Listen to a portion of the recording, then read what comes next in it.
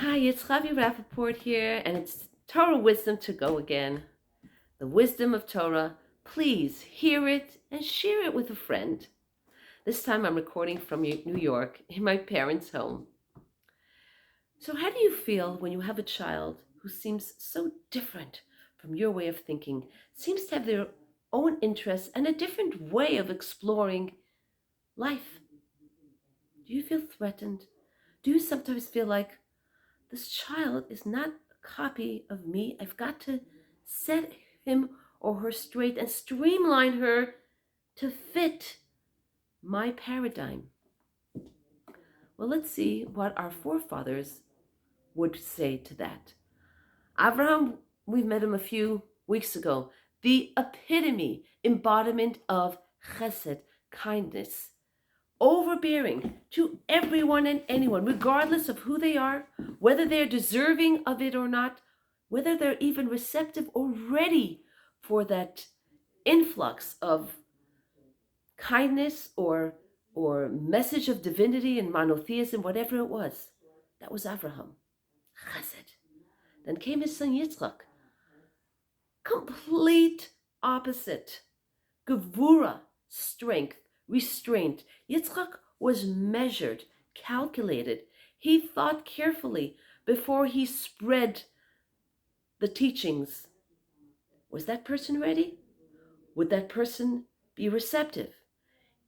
He taught it in a way that he made sure that it was fitting so that the person could absorb it and take it and go with it.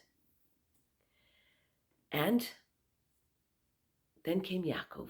And we meet Yaakov in this week's Torah portion. Well, we've been introduced last week, but now we are going to see where Yaakov is really setting forth on his life's journey.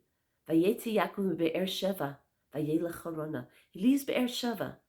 Sheva also has the same root word as Sova, that place that is satiated with Torah, divinity, kindness, security, and comfort, his parents' home. And he's forced to flee from Esav and go to Haran. Haran Afshel Olam, we're taught. That it's the place that is Hashem's wrath. It's a place where the people serve idols, behave immorally. It's such a low place spiritually. And that's where Yaakov is headed. Where's he going? To Lavan. Lavan Ha'arami. Switch around the words, Haramai, the swindler, the deceitful man, his close relative, of course. And here, ironically, is where Yaakov flourishes. He's the only one of the three forefathers that every one of his children, the 12 tribes, the Torah tells us, Mita so shlema, his bed, his offspring, were complete. Each one of them was a tzaddik. Here in Haran, how did Yaakov manage? He merged that chesed and that gevura, both the kindness and the strength, and made a beautiful tapestry called Tiferet, a harmony of the two. And how did he stay above it all? We're told that when he was on his way to Haran, he stopped overnight, lay down to rest, and had a dream. But before he lay down, he surrounded his head with stones. And of course, we're puzzled because the commentaries tell us that he was protecting himself from wild animals. What kind of protection is it if you're only protecting your head?